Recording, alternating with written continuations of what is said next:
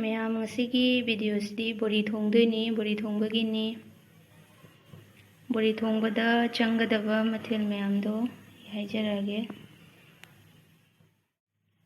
ꯑꯍꯥꯟꯕꯗ ꯁꯤꯗ ꯂꯩꯔꯦ ꯕꯣꯔꯤ, ꯑꯗꯨꯒ ꯑꯂꯨ, ꯈꯥꯃꯦꯟ ꯑꯁꯤꯟꯕꯤ,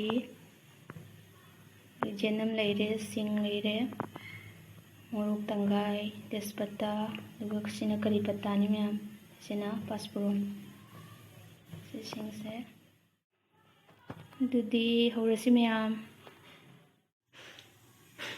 ꯈꯥꯡꯁꯦ ꯁꯥꯍꯜꯂꯒ ꯊꯥꯎ ꯍꯩꯔꯦ꯫ ꯊꯥꯎꯁꯤ ꯑꯃꯨꯛ ꯁꯥꯍꯜꯂꯅꯤ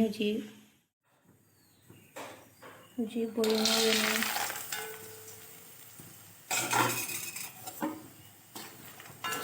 ꯕꯣꯔꯤꯁꯦ ꯌꯥꯝ ꯀꯨꯏꯅ ꯉꯧꯔꯣꯏꯀꯣ ꯃꯌꯥꯝ, ꯀꯕꯨꯛ ꯀꯕꯨꯛ ꯉꯧꯔꯒ ꯊꯝꯗꯣꯏꯅꯤ꯫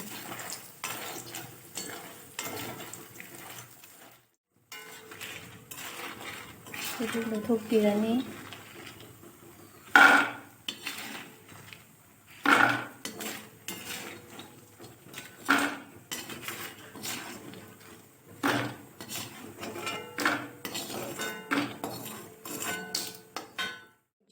ꯆꯅꯝꯒ ꯇꯦꯖꯄꯇꯥꯒ ꯊꯥꯗꯔꯅꯤ꯫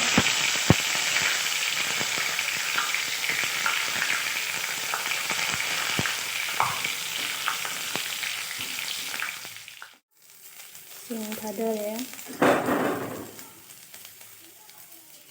ꯄꯥꯁꯄꯨꯔꯟ,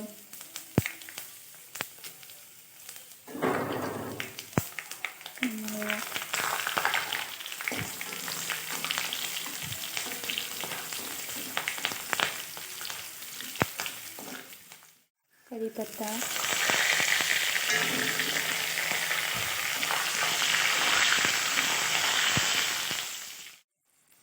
आलू थादरानी।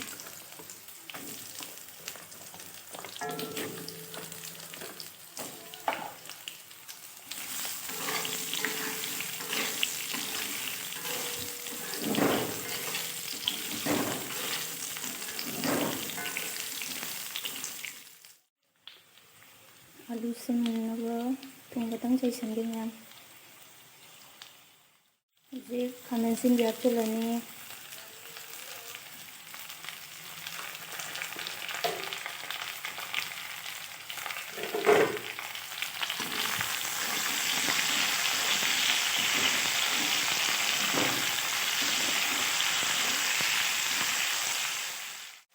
हजिक मचू हापनी,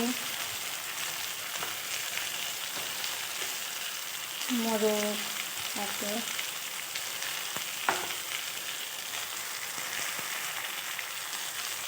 थुमदी मसाई हापखरबनिना हजिक याम हापे, खरा हापनी।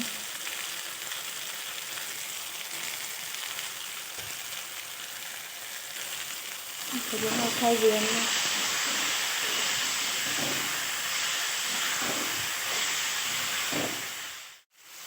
कंजनदनबा कासनदनबा इसिंग खतंग हजिक हापमदोनी।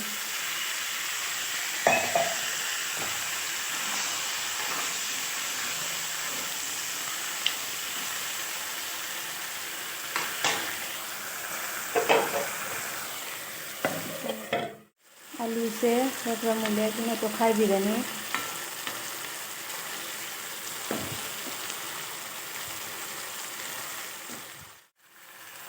हजिक बोरी हापचिल्लनी,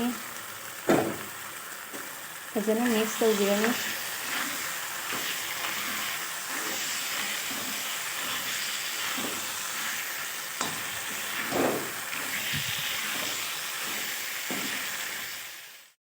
अदुगा इसिंग हजिल्लनी, इंजांग मही।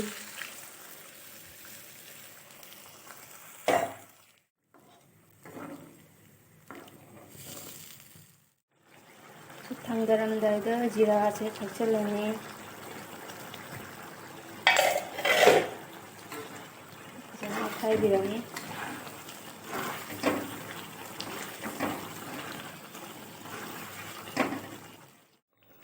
लोरे मैम।